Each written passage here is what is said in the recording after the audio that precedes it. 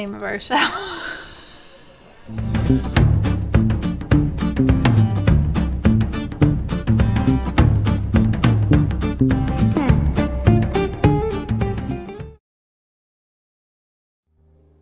Hi, everybody, and welcome to The Large Glass. My name is Todd. I'm Terri. And this is our weekly show where we bring you a new artist or art-related topic to talk about. How are you doing? I am okay. How are you doing? I'm doing all right. A little bit panicked because we seem to be having some... You remember the old days where I was always looking at the technical aspects of the stream and how we were running because I was always waiting to have like a full-blown meltdown? I feel like we're in that space, but fingers crossed. We got a lot of tech going on tonight because we're running a live artist, which always kind of strains the machine. Yes. I put a few extra hamsters in there. Let's see who's in the audience. Yes. So we have some people popping up. Yeah, who's here? We got Pumpkin Audrey. Happy 50th. Hi, everyone. We got DM Shmee. Dave. Yeah. Congrats on the 50th show. Mom says Terri 50. Wow. Yes. Ben Hagenbush is here. Hello, guys. Jess Park. John Park. Happy 50th. Nice to see both of you guys. Yeah. And I got to say, Pumpkin Audrey came over here today with some champagne splits, and she did. said happy 50th show. Yeah. So we got to start with these. We do. All right, let's just... Okay, I'm going to let you... You're going to let me do it? Okay, so first of all... We got a lot of booze tonight. Should we just open one? Should we open one? Maybe. I don't think I might have trouble even opening one. Yeah, we'll So see. if you guys are drinking in the audience tonight, let us know. Yeah, let us know. I don't think we're going to be drinking in the audience tonight because I should have like I should have started this thing off.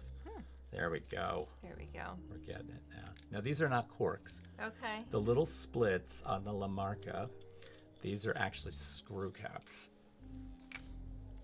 Like so. Oh, there you go. That's much less threatening. See, the thing doesn't fly across the room It doesn't. and get you. All right. All right, so here's a little for you. Oh, thank you.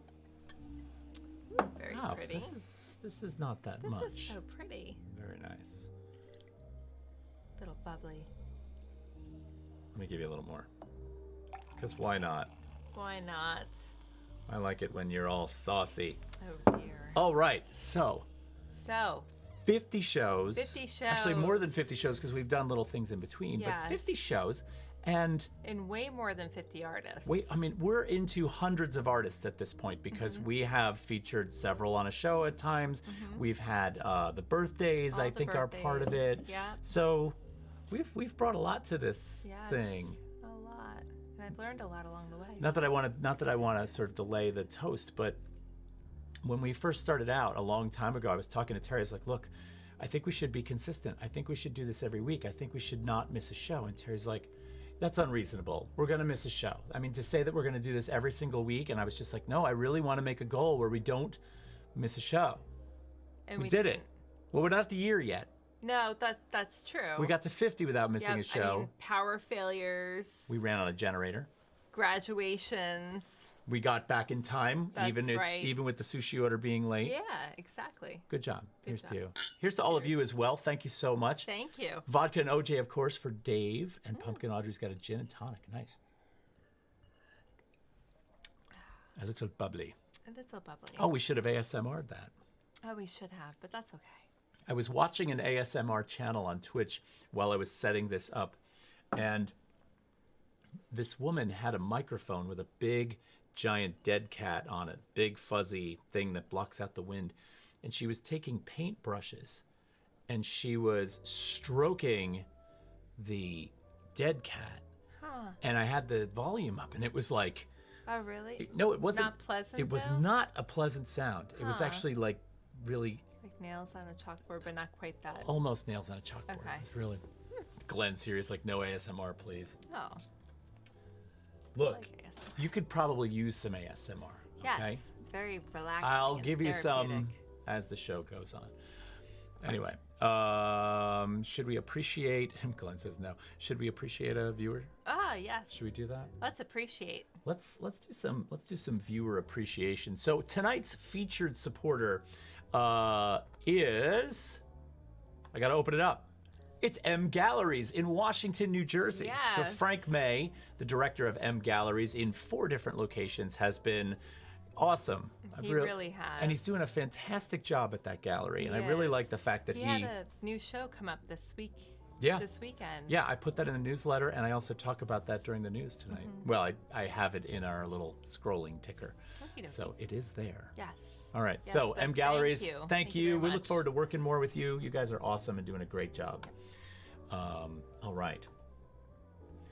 I've done something new. With the news. First of all, you guys might notice we have more screen real estate here. I changed our little overlays because before we were in this little box. So now we've got more space. So that's the first thing. I changed a lot, which means we're probably going to have problems. Oh, maybe that's why the usage was crazy. Well, I don't know. I don't know. Sly Puma says congrats and yes to Christian. Yes. We say yes to Christian too, actually. Ed, tonight we're actually not just drinking champagne. We're going to be drinking a little Spanish wine. So this is really our featured beverage for the evening. We have to hide our faces. It's the Tabelos Rioja, little Spanish wine. Yes. And we picked this because when we were talking to Christian pre-show, we were like, well, what should we have? And he said, well, how about a little Spanish wine? We'll tell you why the Spanish wine later. Yes. Christian's not Spanish himself, but there's a reason for picking this. So we'll talk more about that. Yes. All right. Should we do news? Sure, let's do news. Can I do my goofy news segment? You go for it. Come on, I think it's pretty good. And I'm realizing I don't have my notes. So I'm gonna have to get my notes out because I'm sickly unprepared tonight. I don't no, you're fine. I don't like it. All right, let's pop over to art news. Don't laugh. Okay? Don't laugh.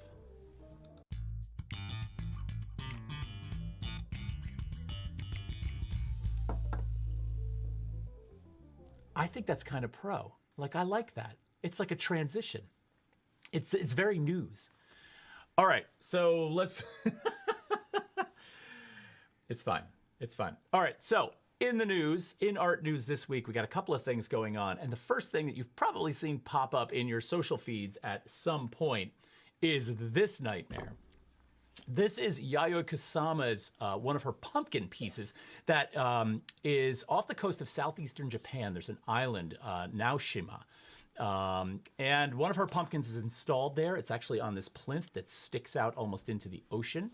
And it was hit by a typhoon. Typhoon Lupit came along and actually swept this thing up into the ocean and unfortunately was bashed against the rocks and damaged. Now, oddly, the townspeople that live in Naoshima, they know that this could happen. They understand that this could be a problem, and they actually the residents have employed a system to rescue this before a typhoon like this might hit. And so here's a little video of the residents of the town coming out, grabbing the pumpkin, and they all carry it together back to a truck, which you'll see in a second. And there they go. They drive it off to a storage facility. They put it away. And after the storm has passed, they come back and put it back on its little pedestal. Unfortunately, though, this time they weren't able to get to it in time. And so Yayoi Kusama's pumpkin has been damaged. It was removed, taken to a facility where it will be repaired and reinstalled. So sorry to hear about that. That's kind of a bummer. All right, but on the notion of water and the ocean, I thought it might be a wise idea to talk about this other very, very strange sculptural installation called the Underwater Sculpture Museum of Ayanapa. Okay? You're just looking at me like, okay, this is in Cyprus, and I've got this picture right over your face. I'm realizing that's not working well. You want to come over? Hi. All right. I'll change this so this doesn't do this to you next time. You're just like...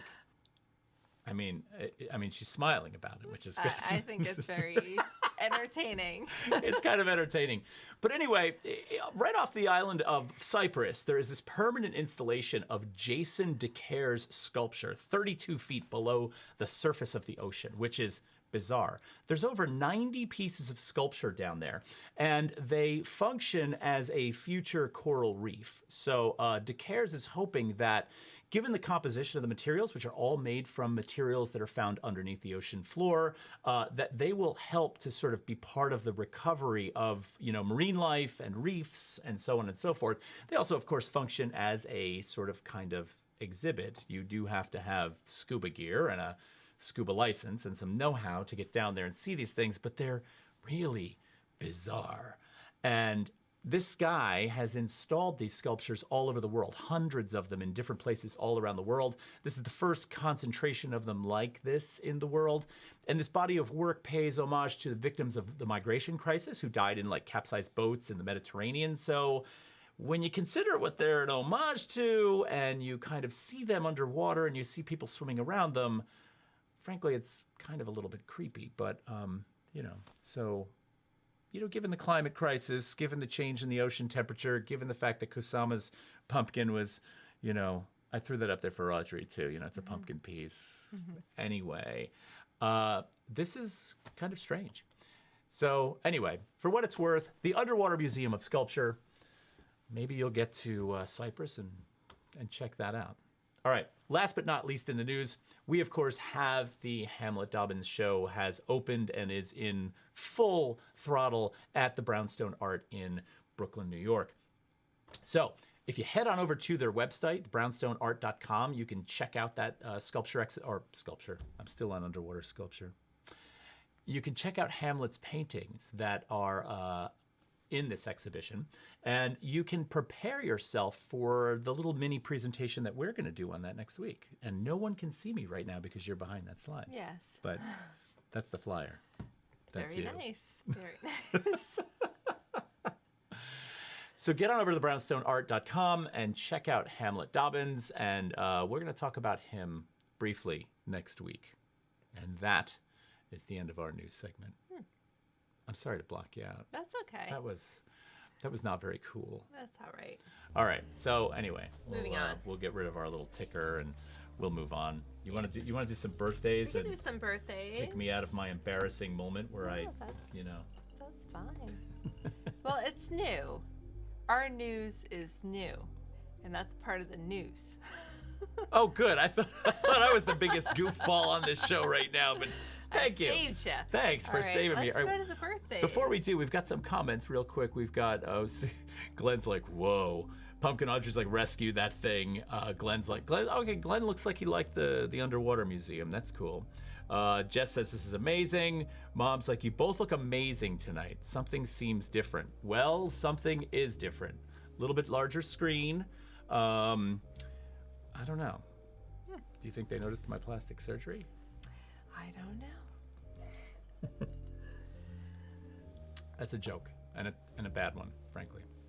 Anyway, I'll shut up. Let's do some birthdays. Birthdays. All right. I'll stop talking. Notable birthdays this week. Notable birthdays. Tell us about it. So we have, actually today, we should mention something. Okay. Because it's somebody's birthday today. It is, and we didn't put her in the mix. Yes, but it is Roberta Smith's birthday today. She is the New York Times co-chief art critic. She's the first female that ever held this position. She's been writing art criticism for 30 years. We wanted to wish her a very happy birthday, so happy birthday, Roberta. Yeah, happy birthday, Roberta. I should have gotten her into the mix. Oh, that's okay. There's another notable birthday that is not necessarily an artist's birthday, but we have this week as well. Oh. And that is one of our most loyal followers. DM Schmee. Yes, it right? is his birthday. Friday is his birthday, so happy birthday, Dave. We've got that coming up. We definitely wanted to say that to you on the show. Yeah, that's great. We've got a few that we can do that too. We do. But let's go back to who we have on the screen. So this is tomorrow. This is August 11th in 1920. This is Walter H. Williams. He was an African-American artist, painter, printmaker, sculptor, known for painting these very idyllic scenes, even though his earlier works were a little bit more not as idyllic. He painted Harlem. It was a little bit rougher, but then he melted away into some of these more mellow scenes. But anyway, his birthday is tomorrow. They melted away as...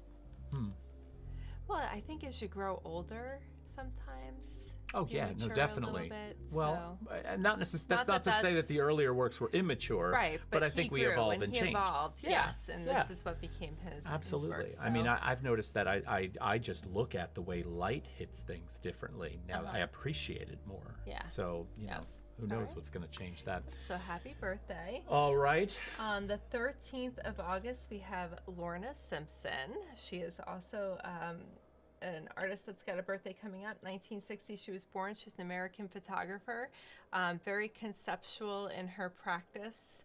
So happy birthday. I love these views of different types of hair. Yes.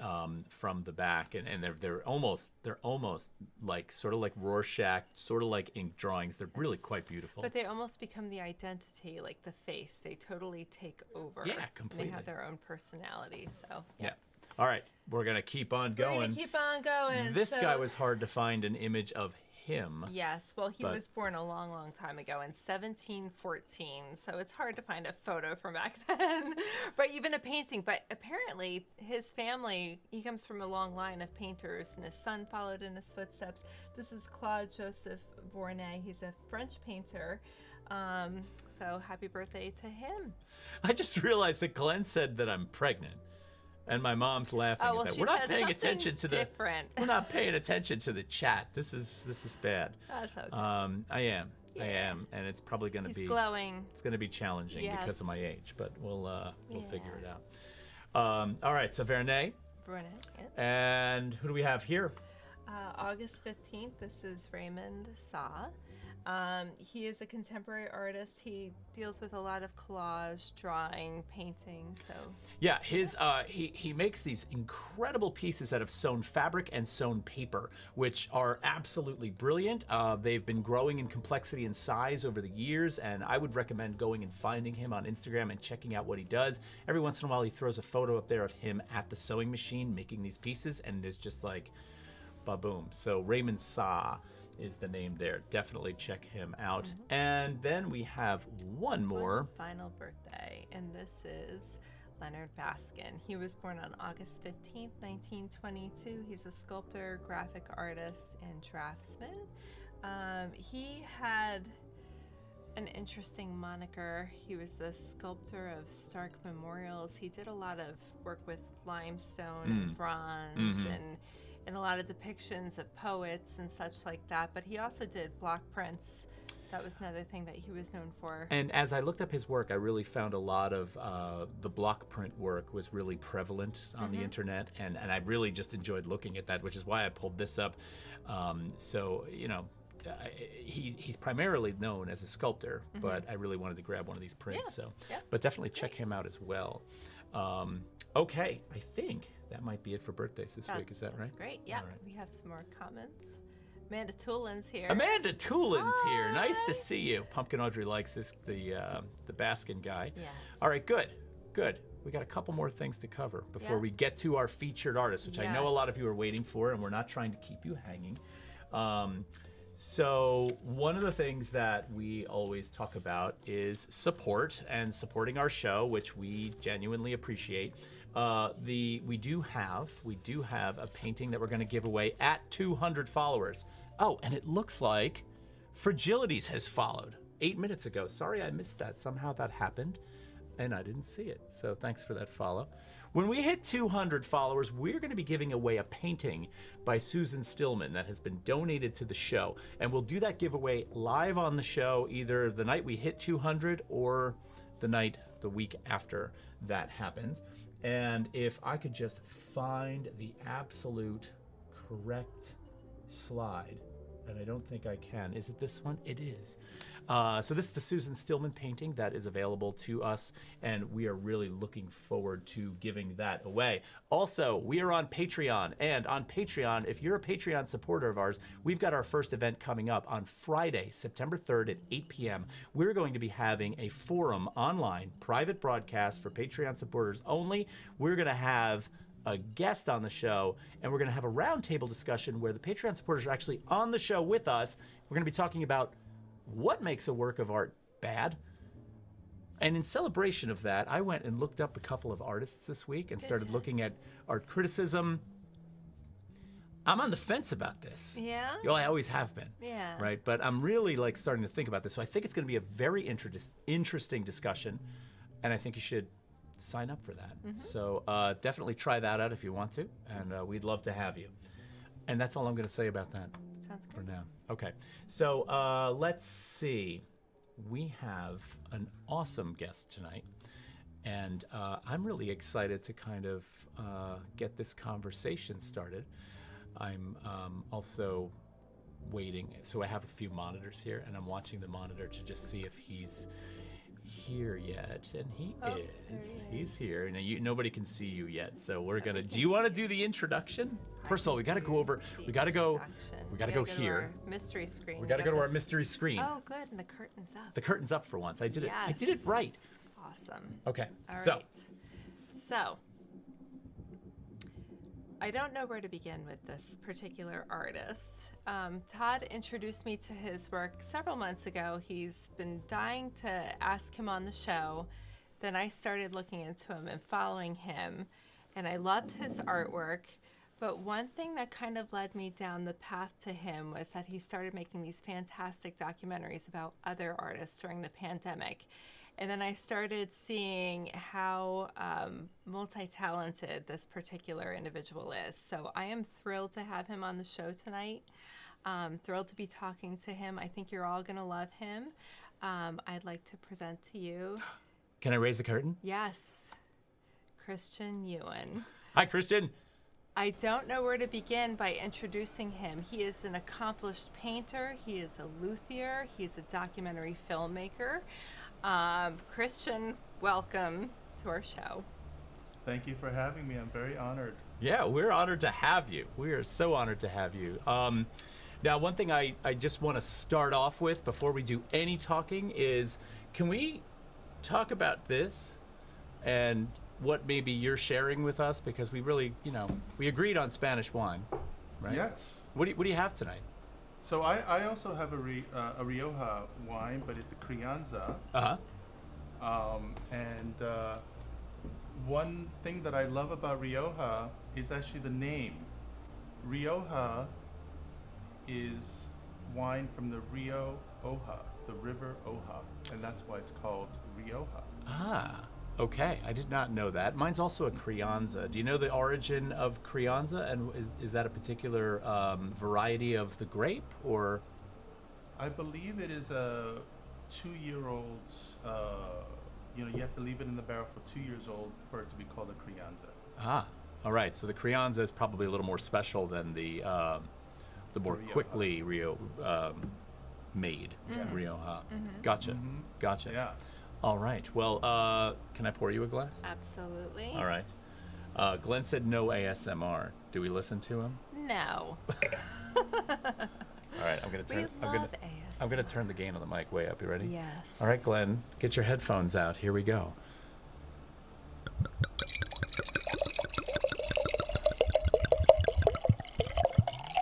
Wow, that's a mighty healthy pour I just gave you. You can hear the bubbles popping. Yeah, it's a good one.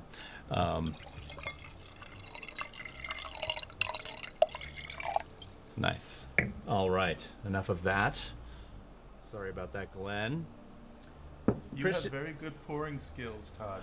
I was a bartender and a waiter for many years, as I think many of us as artists have been. But thank you. Never a drop spilled. So we're so excited to have you. It's so nice to have you here. And as Terri was saying, I'm kind of in one of those spots where I was like, where are we going to start with Christian? Like, what are we actually going to show? Where are we going to begin this show? And I mean, I of course have a bunch of images set up and ready to go. I can actually begin to pull like one of those, or maybe something just to kind of get us started. But your practice is diverse. Do you want to talk a little bit about yourself and why you make art and what brings you to the various making practices that you have, just to kind of get us rolling? Sure. Art was not my first career. It was photography, actually. I graduated undergrad as a photographer. I went into college as a painter, but I changed my major and I graduated as a photographer. And after working for a while in the photo fields. I landed a job at the Museum of Natural History, photographing the Native American collection, testing the first digital cameras that were being developed. And it took 3 minutes to make a 3 megapixel file using a Macintosh Quadra, and we thought that that was mind-blowing. Yeah.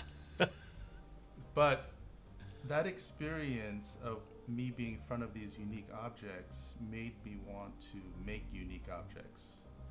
So I went back to grad school and I used the photography skill set that I had, photographing architecture and artifacts, and I started to make installations and work based on architecture. I'm really glad you brought that up as the beginning of this, because there's so many things that I've noticed about your work as we sort of start to go through some of your paintings and some of your pieces that have to do with light. And lighting, of course, in photography, especially in the realm of architecture, is key. Lighting in any photography is key, but particularly so in architecture. But why don't we kind of just, as I'm scrolling through some of these paintings of yours, can we kind of bring that conversation around to the painting a little bit and just talk, tell our viewers what it is that we're seeing in your work from a painting standpoint? And we'll tie all those relationships together in a little while, but. Okay. Well, what you're looking at on the screen right now is a recent painting post-pandemic. I had so many ideas when I got back into the studio, and during the pandemic, while I was researching how to make videos and documentaries, I saw a fantastic video by Robert Motherwell. And one of the things that he said that really stayed with me, he said, and I'm paraphrasing, he said that a good painter's job is to make a painting as good as an empty canvas. And I took that as a challenge to come back into the studio and make paintings that were open, but at the same time very precise, so that there is a kind of duality and also a relationship between what is controlled and what is completely left open for the viewer to experience. The other thing that I find myself constantly being drawn to is the size of the canvas and relating to the edge of the canvas. And when I was a photographer, I shot with a 4x5 field camera. So that format and that proportion is something that is very known to my eye. And right now I'm looking at this painting, and it just occurred to me that those empty gaps at the top of the painting really reminded me of those notches that you would get in a sheet of film. Right. Isn't that where the film actually attaches to whatever's holding it in place? That, and also it gave you a reference in the dark room as to how to orient the film. Yes. Yeah, in the film plate. Right. But the proportion on that piece of glass, related directly to the film proportion, and I somehow have translated that subconsciously to paintings.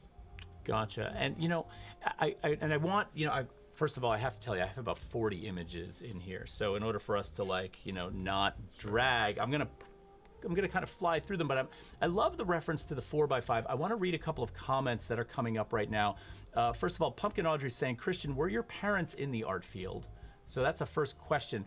Sometimes we save those till the end, but since it's so early, I'd like to kind of, And that's actually a good prompt. If you guys can think of any if you think of any questions for Christian, just write them in the chat and we'll eventually get to them. Yeah, Glenn Lavertu is basically saying it's a great Motherwell doc. Everybody should watch it. Scott R53 says, nice work, CN. So you got some fans in the audience right now. Thank you. So let's kind of keep rolling through these. I like this notion of the Motherwell quote in relation to the openness of your work, in that the blank canvas, I think for me, that quote kind of has, several meanings. One of them has to do with potential, right? The blank canvas, of course, having that kind of open potential, but of course also having a kind of spatiality to it that is recognized, right? So in your work and the references to architecture, and for me the references to photography, which other than the 4x5 I'm thinking about light, are really quite are quite poignant in how light, if you were to ask somebody who painted minimally and abstractly and geometrically about how they used light, it seems like a very counterintuitive question, because it's almost as if light doesn't play a role. We don't really have a genuine figure-ground relationship that we need to worry about things like light and shadow. However, the two subtle ground tones that you have in this painting, for example, create two completely different spaces to which the figure reacts differently to. And it really excites me. After I spend some time with it, I really start thinking about the different dimensionalities of that space. And then, of course, back to architecture. Does that play in when you're doing this? I mean, I'm curious how you feel about that. Absolutely. One thing that is very important about architecture is, of course, how light is reflected off the texture of the walls. Secondly, the things that bring light into the building, the windows, the archways, the doors, those are all key features of spaces, and that's a motif that I use constantly in making these very kind of minimal abstract works. I'm very conscious of the fact that my painting is very much about a surface. So I love to see a painting during the day and as it transitions from morning to evening, because the painting for me has to relate itself or marry itself to the wall. And that, my treatment of the surface, I feel is successful when it helps to articulate the light on the wall. Right, and that actually is one of the other things I really appreciate about the way you photograph the paintings themselves, because you always leave a remnant of the wall in the photograph, which to me says he recognizes this as an object, right? Rather than just the surface. Scott R53 wants to know what size they are. You mentioned 4x5 reference in terms of ratio, but what size are these? Sure. So I think this one is not a 4x5 scale. It's this one close. is 60 by 40 inches. Dang. Sorry, I'm watching everything. Thank go by. you. Yeah.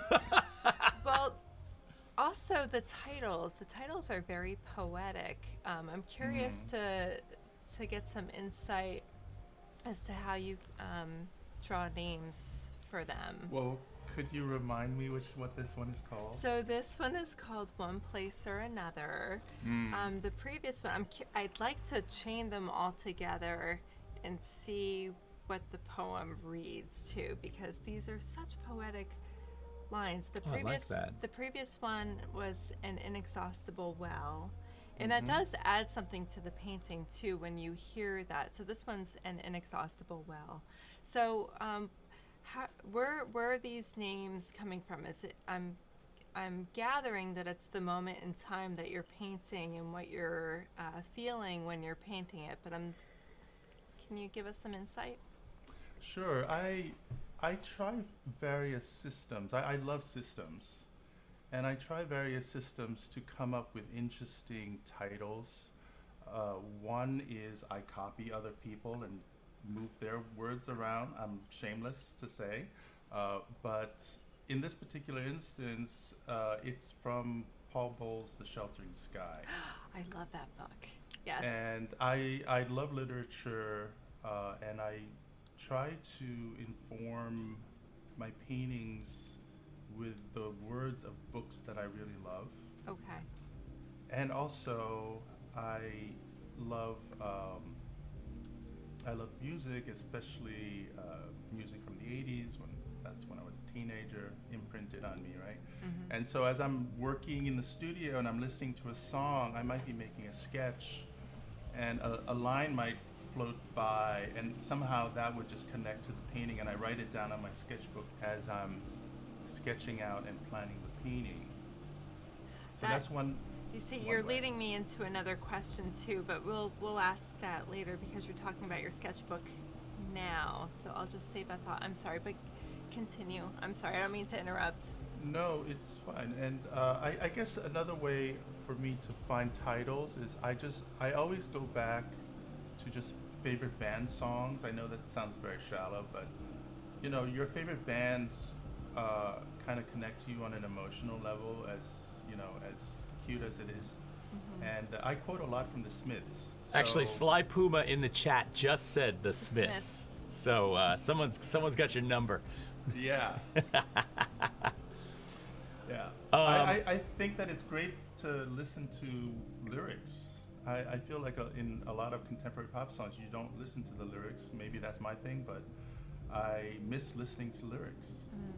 And there are different time periods where lyrics really have different impacts. I mean, or maybe it's just the genre of music or the artfulness of the band that you're listening to. I mean, of course, we could go into pop and find some pretty empty lyrics. The Smiths are certainly fantastic for lyrics. And there's been a bunch of bands that even come through the 90s, 2000s that I actually quite enjoy for how they write, because there is that poetic narrative side to it that kind of fills in.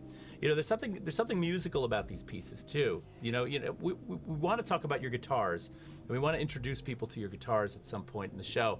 But when I see these works and I think about various aspects of music, which I'm a sort of Sunday afternoon musician. I am not a musician like you are, or like Glenn is, or like Dave is. There's a lot of musicians in this audience and in and around me, so I'm careful about how I tread around this.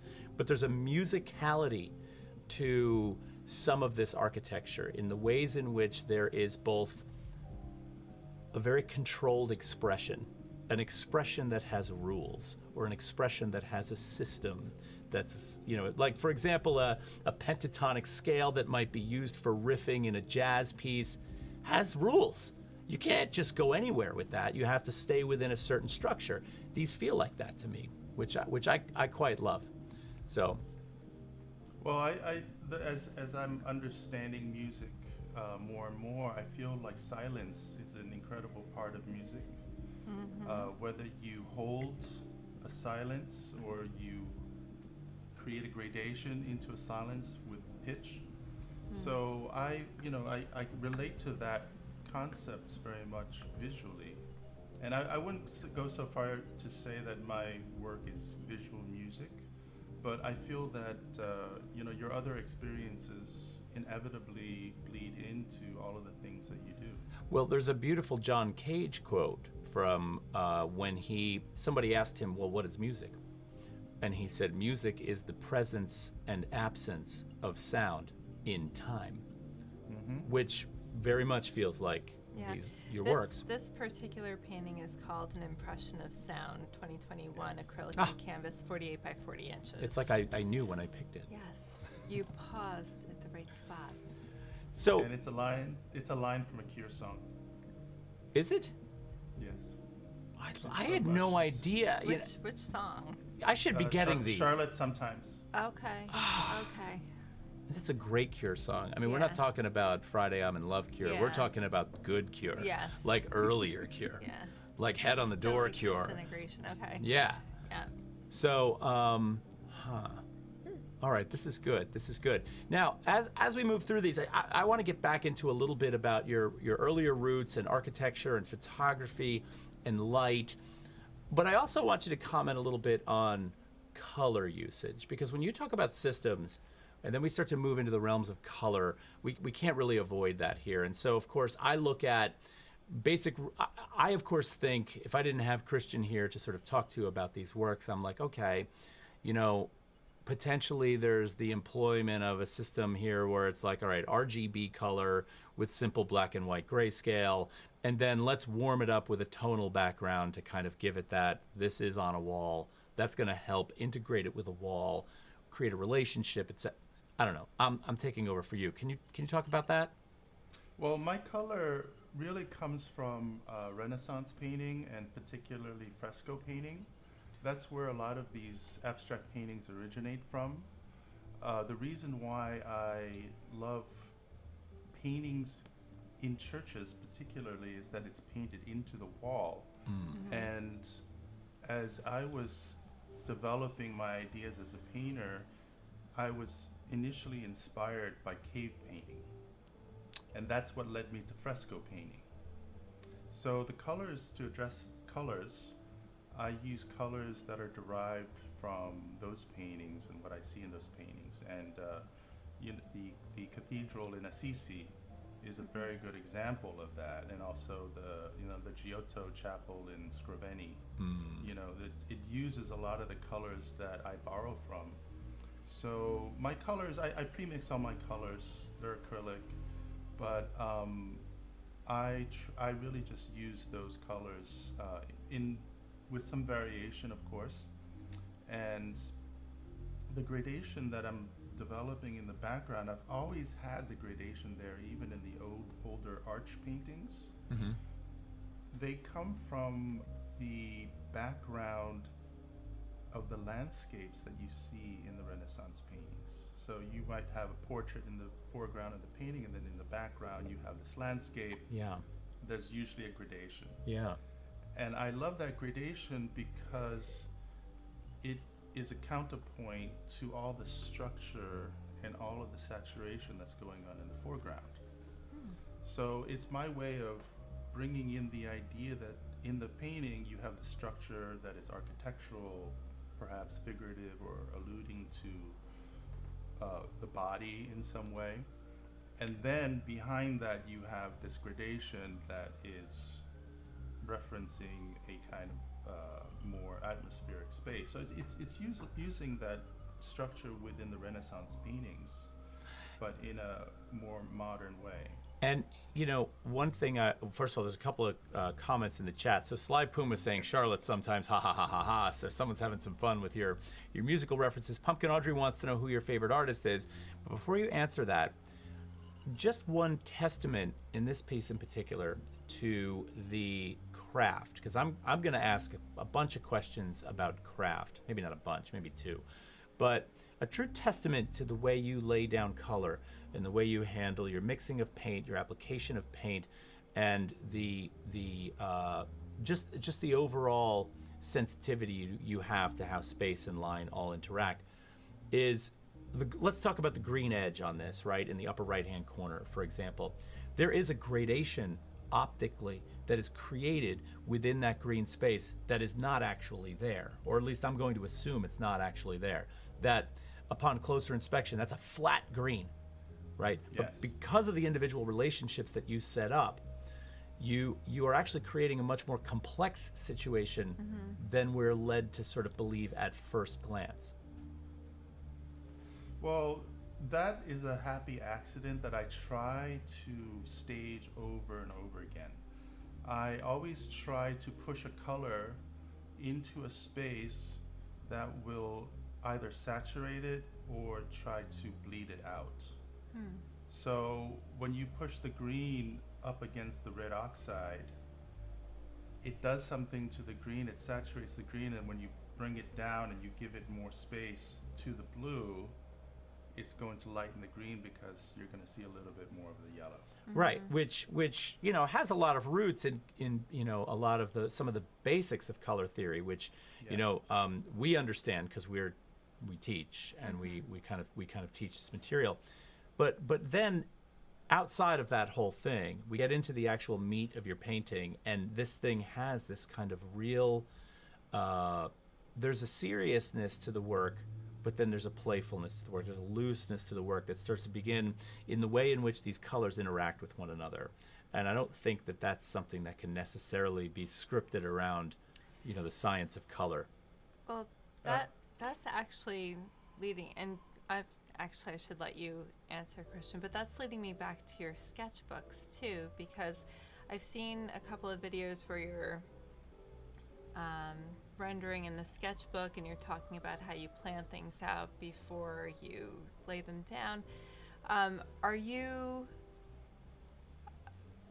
I guess, 100% committed to what you put in the sketchbook and transfer it over to the canvas, or are you more of an intuitive process where as you go along you're like, oh, wait a minute, I really like what's going on here and I'm going to work this way instead of what I had laid down, and you had been saying that, well, that was a happy accident kind of thing.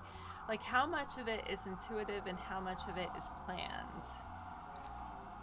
Well, first I make color swatches of all of my colors.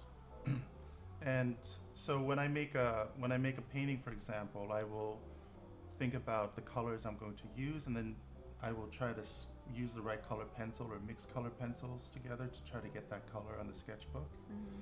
So in that sense, it's not very, it's not very accidental. I try to have a palette or a swatch, and then I kind of go for it. Mm-hmm. The thing that is the reveal is a lot of times I make these paintings and it's completely covered with tape. So there's often a point in the painting when I actually don't really look at the painting, but it's a mental image that I've constructed of where I expect things to go and how they should react to each other. But it's not until the tape is taken off that you see it for the first time.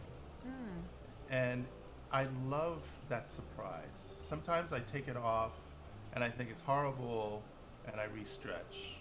But the thing is that painting is a mental experience for me as much as it is a physical experience. And so I think, to answer your second question, I think it's just about practicing over and over again. And that's what I like about using the same colors, is that I try to build a very tight vocabulary with these colors, and I try to use them and try to push their relationships as much as possible. So this is an earlier painting before the more minimal ones. As you can see, there's more convolutions, and I love knots. I wish I had it in my brain to know how to make many knots, but I bet you knots, could, because you master everything. I'm sure if you just spent a month doing it, you'd have like all these awesome knots all over the place. I had a friend. I think you could do it. I had a friend who had a really, really beautiful book of these illustrations of so many different knots that you could, and it was probably from the 1950s or 60s. It was like an illustrated book of how-to knots. yes, You would love this. You would love this. Well, a knot is a space, very much, and it's also a pathway, and it's also a technique. So it embodies a lot of the things that I really love. Yeah, I like the aspect of the technique in there, because being a good knot tire. Yes. I can remember I had a very short relationship with sailing. And I remember standing there trying to tie a knot on the boat while a man who was an extremely experienced sailor was standing over me, and I was immediately conscious of the fact that I had no idea what I was doing. And he knew that. And there's a funny language that exists inside of technique between people who know technique and people who don't know technique, and how quickly you can be sort of exposed when you're outside of that realm. And I mean, it's just for what it's worth, but I feel like this piece kind of emulates that a little bit, that kind of, also the gradient here, if there is one. To me there's a gradient here, right? But the gradient itself, the existence of the space between one color and the next, disappears behind the line work, right? And so you really have one warm tone at the bottom of the painting, another cooler tone at the top of the painting, and the space in which they switch vanishes. And then there's this whole network of complexity between those two spaces that almost leaves you, I get stuck in there in a really good kind of way, right? Looking at the ways in which the different colors interact, especially that sort of chocolatey red-brown L shape that moves through that. Can we talk a little bit about letter form? I mean, I know that that's probably a really direct reference in some of these, but I feel like letter form and the graphic nature of these also kind of plays a role. Is that something you think about consciously, or does it just happen? Well, these paintings came from a period in which I was looking at a lot of Islamic work, and I was very much interested in the concept of arabesque, which is a way. I mean, the word arabesque is colonial and it's problematic in itself, but it identifies a certain type of work, right? It's these writings that are carved in stone on the surface of these buildings. And I love how the form of the letters, the writing is integrated into the placement of where a door is or where a window might be, right? It just flows around that. So that treatment of the surface was something that I was very interested in. And also I love how narrative it is. And Yeah. that's one of the things that I do really kind of get surprised with when I look at a finished painting, is what is the narrative that I just didn't see when I was thinking about it, because now it's there in front of me. I like that. We got to get to some questions because they're starting to pile up in the chat. So earlier, Pumpkin Audrey asked who your favorite artist was. Is that a question you can answer? That's always a tough one, but I consistently, currently my favorite artist is Caravaggio. Nice. But I always go back to Matisse, Morandi, de Kooning. Oh, de Kooning's a perfect one for these. Yes, because of the gestures. Of course. And I love the late de Kooning. I wish one day that I can make something as powerful as those white paintings. A lot of that people are had just- problems with those late de Koonings. Yes. Yeah, but I could see how the way you work would gravitate towards that for sure. Ben Hagenbush wants to know, what types of brushes do you use? Which is actually, I think, a good question, given that as a technician, I like these questions. I use the Utrecht 300 series. Okay. They're synthetic. They're synthetic nylons, the white ones. Yeah. And as the width of the line gets larger, I am using house paint brushes. So once it goes past an inch, I go over to house paint brushes, liner brushes, detail brushes. Gotcha. Pumpkin Audrey wants to know if this is acrylic paint. I believe it is. Yes. And then John Park has a good question. He says, you mentioned the photographic frame influence. Is there any influence or thought about windows in these? Specifically, there's a feeling to me of the lead curves in stained glass windows. But in this case, the color is in that lead part, and where the stained glass would be is white. Hopefully, this doesn't sound crazy. That's a direct quote.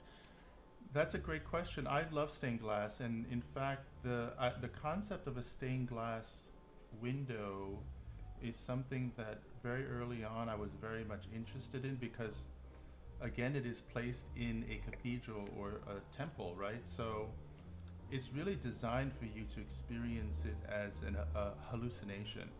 And the concept of hallucination is something that for me is a foundation in my work, because it relates to the mental image. So a painting for me is, in a way, something that is a dialogue created by the interior image and the exterior image. And that, that topic of a hallucination is something that originates in the creation of cave paintings, because from their understanding of cave paintings from archaeologists and so on, cave paintings were made in a situation of sensory deprivation, and so the mental image, there was no barrier between the mental image and the image that was placed on the wall. I wouldn't even say that it was painted on the wall, it was just Drawn. placed on the wall, drawn on the wall, touched on the wall, right? And so there was no barrier between interior and exterior experience. And that's what really interested me about how to make art, is I fundamentally wanted to know how art originated within a person. That's actually a great, I'm thinking to myself, wow, Christian, I totally want to have you on another show where we talk about especially drawing, because of that kind of, that directness that, between the brain and the image as it emerges, and what you're talking about here with the cave painting. That's a really interesting reference, and I like that that's being brought up here. You were talking about the stained glass and the hallucination, and I've got we haven't gotten into a lot of your three-dimensional work yet, Oh, yes. but I wanted to pull something up that I thought might be too direct of a reference, but I love these acrylic pieces. And I love the way they reference light in the same way that the paintings that we were just looking at reference, and how you're sort of dealing now with issues of transparency, translucency, and opacity. And space and what's confined and what's not. Yeah, absolutely. Can we talk about these for a little bit, just to kind of shift gears, because I want to move through a bunch of things. This is an image from a show at FIT, and this is a great opportunity for me to kind of expand this body of work. Initially, I had made them to be shown at Kate Teal's studio gallery. And when I made them, I wanted to think about how you see an object, right? So, for example, when you look at an object, its three-dimensionality at some point is understood by the viewer. You've moved around it, you've explored it, and you could remember what the back looks like once you've seen it.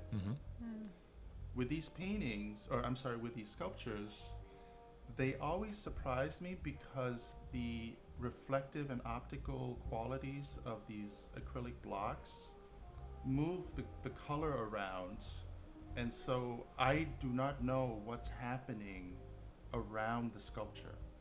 And that's what I wanted them to do. I wanted them to constantly reveal themselves the way, for example, a huge space would reveal itself when you walk around a corner and you saw this giant theater, or you walked around the corner and you saw this staircase going down into the basement, right? Like, you just can't conceive of the space in your mind. So that was the idea behind these things, and I wanted to make them really small because I wanted that contrast, right? Like, a very small object is very intimate.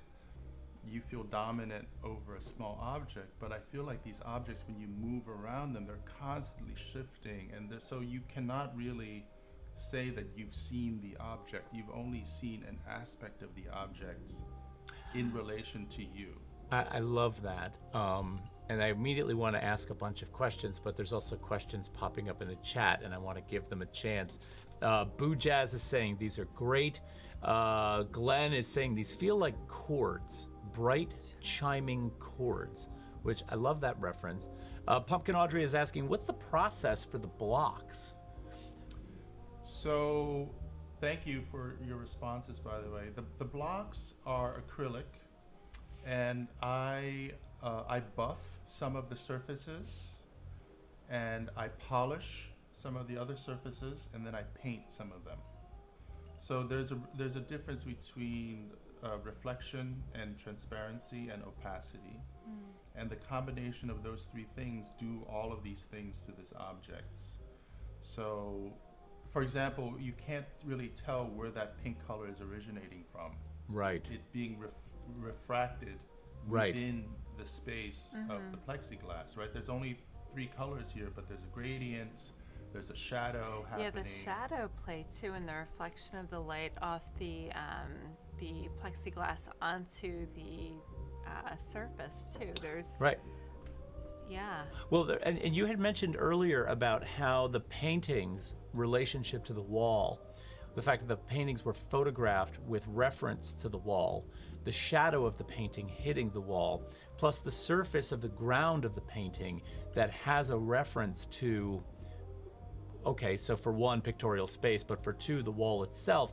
These things all add up to, and in turn, I think, reference what's going on inside and around these blocks, but in a much more complicated way in these blocks, because the painting has an orientation and the painting has an intended surface to hang on, that being the wall. But in this case, there's probably 7 different ways you could turn this thing on different surfaces to create those results you were talking about, how you don't know what you're going to see or where you're going to land with these. So to me, they're both, I mean, I'm not going to claim to know enough about your process yet to say this, but I'm going to say it anyway. But these almost feel a little bit chaotic in the way in which you cannot wield control over them, right, to some degree. So that's both fascinating and possibly frustrating, but I could be off base there. Well, the element of play, I think, is essential in making art. I think there's I an think- element of curiosity too. I think you're probably interested in what's going to happen too. Right. And well, curiosity and playing is interrelated. Right.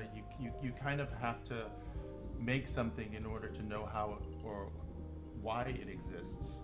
So, and also I think the element of play in terms of having very simple elements and seeing what variation does is very important. So I love having those parameters.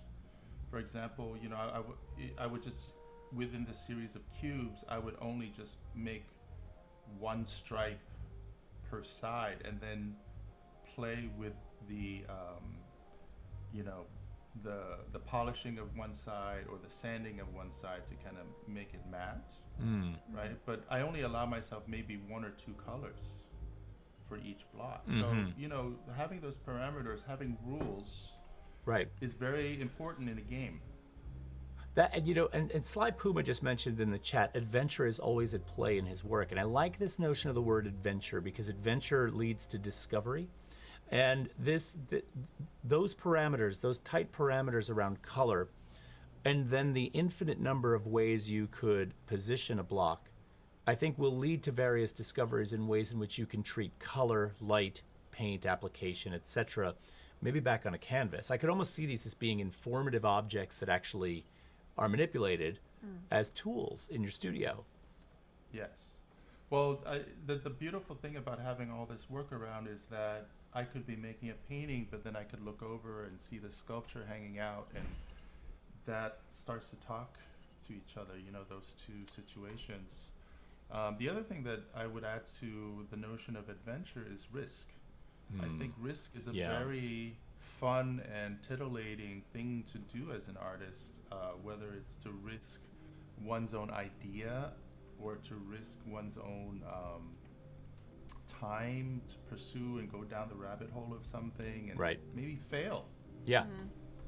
Yeah, I love failure. I think that failure is actually a much more profound learning tool than success over and over again. I'd rather have 25 trashed pieces of failure and one thing that sort of emanated from all of that. Can we?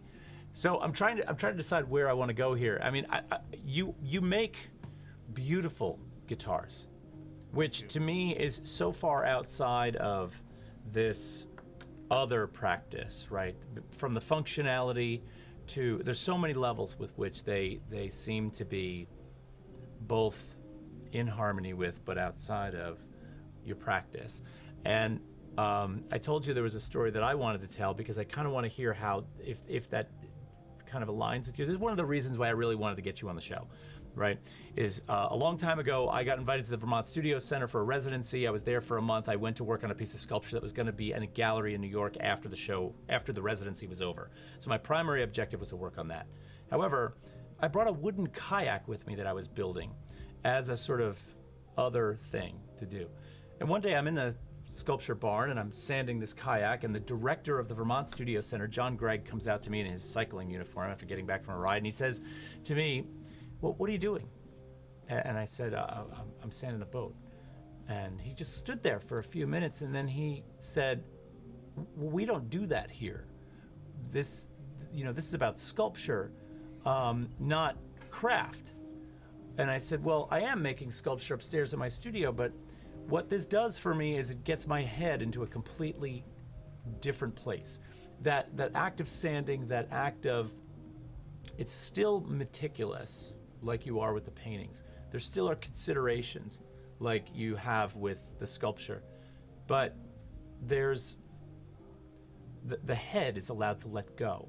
Does that make sense with the guitars in some kind of way? Like, how does that play out for you?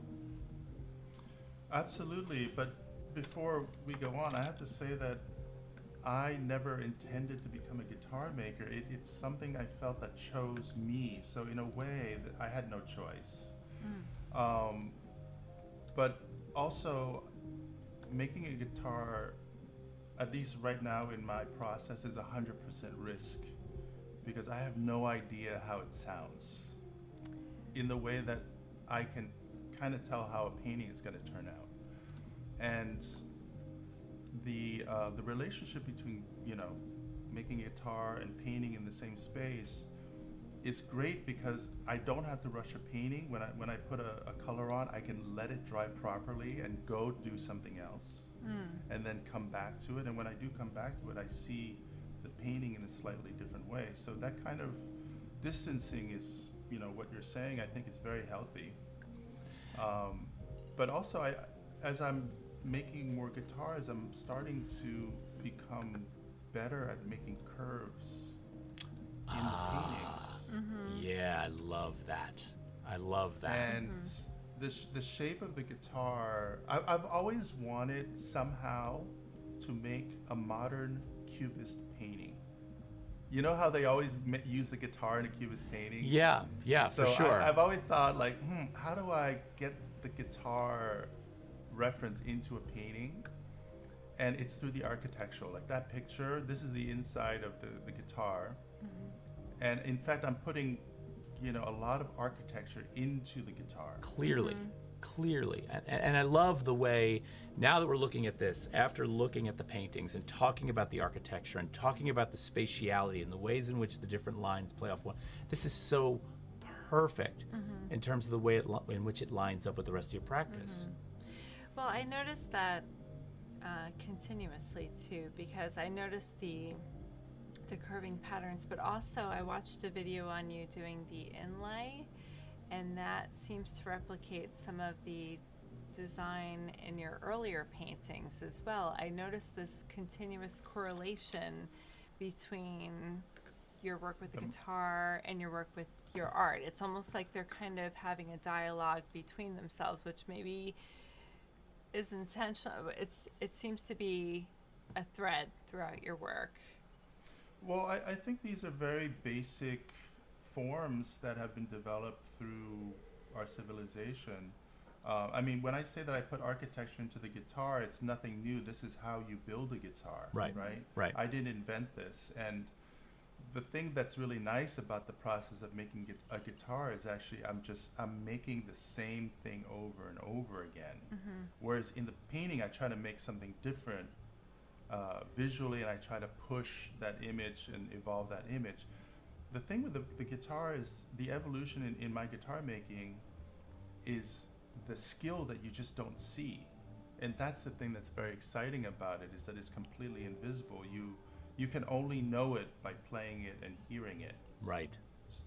So it happens on another level. Glenn rescinded his question, but I have to read it anyway because it says, Christian says he doesn't see his work as being like music, but is there an alignment with luthiership, the shapes, the clean lines, and craft? Also, I'm saving up for one of his guitars. I had my nylon string stolen 30 years ago. I never got a new one. And then we started talking about the guitars, and he said, that answers my question. Rescinded. Not rescinded, Glenn. But yeah, I love, and I mean, we could ask the question of, well, where do the paintings fall in the timeline of how they relate to your guitar making, and where's the collision of the two worlds, if there is one, you know, chicken and egg kind of thing. But is that worth answering? Well, I think it's not something that has to be understood per se, because, you know, if you have a lot of different interests, I think it's great that you follow those interests and not be a dilettante. Yeah. Right? That's my one thing is, like, if I'm interested in this thing, I really want to get into it and, you know, kind of know it on a deeper level. Right.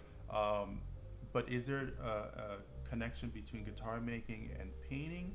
I think it's within the making process. Sure. It's not in the product. It's, for example, I didn't understand how to make something sharp. Like I thought I knew how to make a chisel sharp until I learned how to make it sharper, until I was able to make a better joint or a better connection. Right. Hence a better object. Right. You see, so that it really begins with my perception of sharpness. And in that way, it's the same thing with painting. For my approach towards a painting starts with a perception that might be ephemeral or it's very subtle, and it's how I get to that place and manifest it. Right, but I think some of the innate sensibilities that exist in your overall practice play through in all of these realms in ways I think that are, interesting to look at. A couple questions. Glenn wants to know if you've ever considered doing one of your paintings on the guitar, and that's the one he wants. So I think that's a good one. I think I do my paintings on the rosette. The rosette of a guitar is where you put the visual graphic. And that's I don't know guitar anatomy, so forgive me, but that is the rounds. Around the sound hole. It's the border around the sound hole. Yes, I can definitely see the design association with especially some of your earlier works a couple of years ago when you were doing The mosaics. Yeah. And there's a couple of fantastic videos of you actually carving them in your Instagram. What is it, CFX? The Instagram is up on the screen right now. It's going to be at CFX Guitars. If you go to this Instagram, you're going to see some fantastic process pictures, and you can see some of the visuals that happen when he's creating guitars. And in that, I really saw the association with your earlier work. Yeah, and I really wanted to be able to get the Instagram up to sort of scroll through it, but as soon as I did that, everything on my computer started having a meltdown, so I decided to back away from that. But definitely go on Instagram and check out at CFX Guitars, and you're going to see a whole bunch of little windows into Christian's practice here. Ben Hagenbush is saying, what a fantastic job, man. Way to go. That is a guitar. He's like, you got to make an acoustic bass. And Sly Puma says, I love the mosaics, a reference to the mosaics. And Jess Park is asking, about how long does it take to make one guitar? Which is an interesting question. If I had all the time in the world and worked every day on a guitar, I could assemble a guitar in about a month. Oh my God. I have spent a year polishing a guitar. Oh, wow. So, and the reason why I spent a year polishing a guitar is because I think I'm crazy, but also because at that point, I was learning how to really understand how to polish a guitar, and I'm using French polish. Oh, I love French polish. Right, so I make the polish. It's dissolved from amber flakes, and there's a whole haptic sensibility that you have to kind of intuit in order to just get a good finish going. It's a very satisfying process, but it can be very hard to learn, and it's one of the skills that I did not learn when I went to the guitar making school in Spain. And that I had to learn by myself, by reading forums, by looking at old books. But it's also one of those, I don't know how long you were in Spain for when you did that, but from what I remember from French polish, and I have attempted French polish from what I understand about it and what I've read and seen, but it's basically a mentorship, right? It's something that needs to be studied over years under a master and developed slowly. It's not something you pick up from a single video, which you know. Yes. I'm bouncing back and forth between guitars and paintings now in the imagery. I understand that we're getting kind of further on in the time. Yeah. I know there's some things you wanted to ask.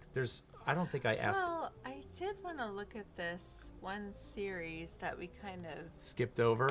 Yeah, we haven't hit on it yet because this is a little bit different than some of the other pieces, and I love these because there's so much I love about them. I love that they're reclaimed. So these pieces are created out of styrofoam.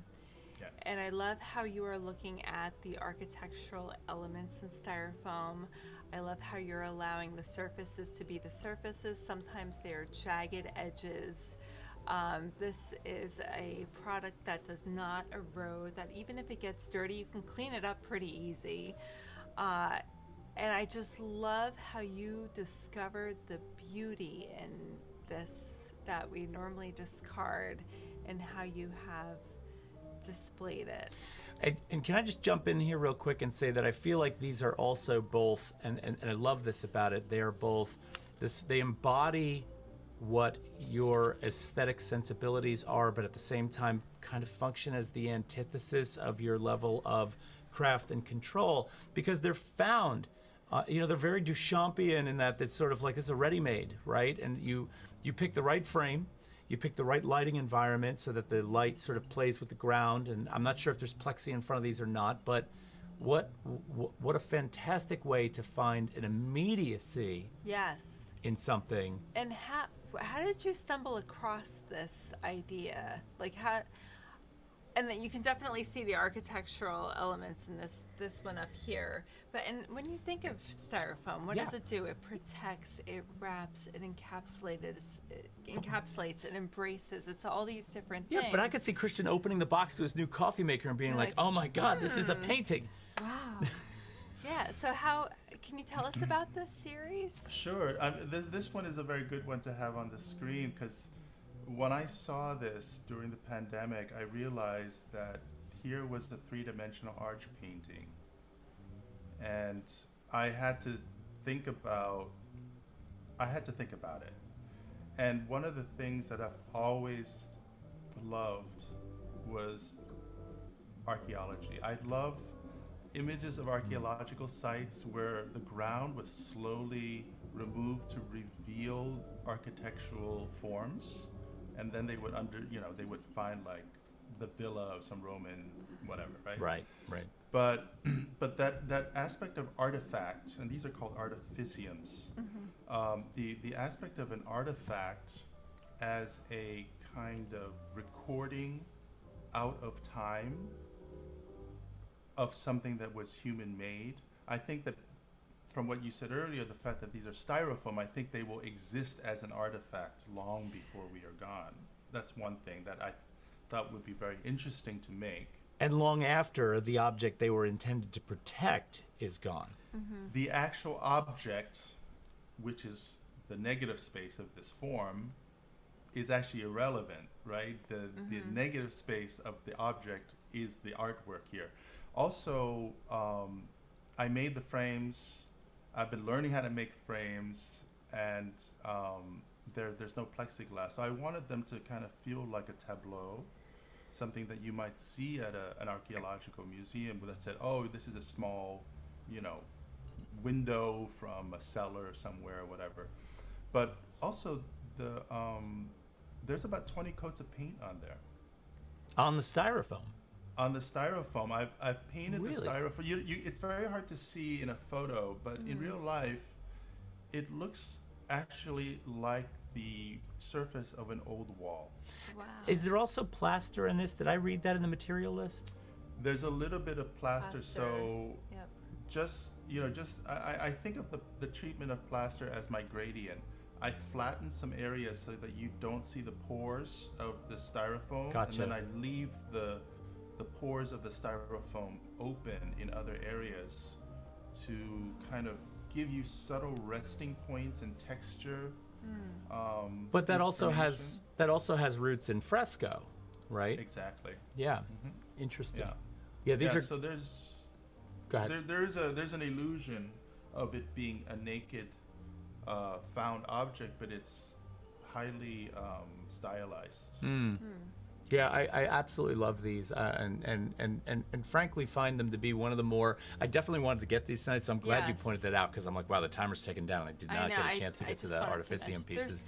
I feel like there's so many things we can talk about with you, because there's so many avenues to go down. I feel like 1 hour is not enough. And to the audience out there, Christian's been making these beautiful documentaries on various artists Stunning. that are absolutely gorgeous. We've been watching them come out as he releases them, and we have not even gotten a chance to get to them.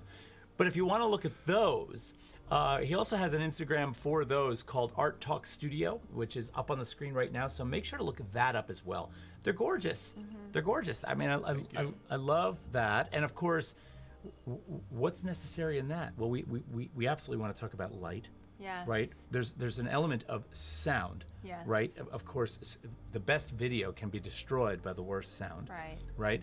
But there's also things you see like the photography references as well, his frames. Of course. Diffusions, gradients, all of these things that can kind of. Let's see, real quick in the comments. My mom says she loves these pieces. The styrofoam ones. Pumpkin Audrey says, "So great to meet you, Christian. You are such an inspiration. Thanks, Terri and Todd." I guess Audrey's leaving. Jess Park says, "These are great. Would never have guessed styrofoam. Love the nearly monochromatic look and almost like a shadow box presentation." Yeah, that's part of what I love about these as well. So just to throw a couple more things up on the screen. Christian Nguyen's actual studio Instagram feed is Christian Nguyen Studio, separated by underscores.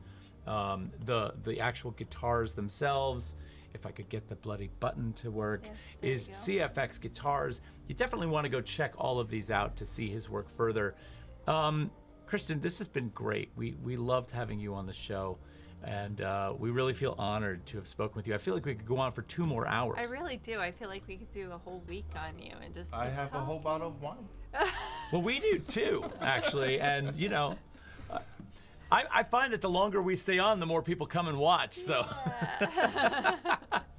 Well, thank you for having me. This was absolutely a pleasure. Yeah, we really appreciate it. Thank you for coming on the show. I'm looking forward to seeing you as soon as humanly possible. I know we've got the semester coming up and things and teaching, but really great to have you. Thanks so much. Thank you so much. All right, we'll talk to you soon, Christian. Thanks again. And we're going to head back over to our main screen here where we kind of wrap things up for the night. I have something different to wrap this show up with tonight, and I actually think it's really important, but I want to end tonight's show with a quote. Okay. And I think this quote is actually really important, especially on the heels of Christian's show and hearing him talk about his work, but also in the spirit of this notion that we often talk a lot on this show about, number 1, how to talk about art. Number 2, how to get over your fears of approaching art if you're new to this and you're curious about it. And I was looking at Ann Landy's Vasari 21 website, which I look at a lot. I really like Ann Landy as a critic and a writer about various artists. She does a great thing for the art community. And I think she recently found herself in a little bit of hot water when she made she had some critical comments about Amy Sherald's paintings, a couple of Amy Sherald's paintings, right? But regardless, and that's a critic's job, I feel like, right? But a lot of people lashed out, and so she's developed a couple of series of writings around her response to that. One of those things was to talk about art criticism in general and what makes the art critic have a better eye. Right? And if they even have a better eye. And there was an interesting quote on there from a man named Christopher Benson, who's a Santa Fe-based writer and painter. And he says, and this is the quote I want to leave everybody with, "It is a rarely acknowledged truth that no one is as comprehensively adequate to understanding any kind of art as the people who actually make that kind of art themselves.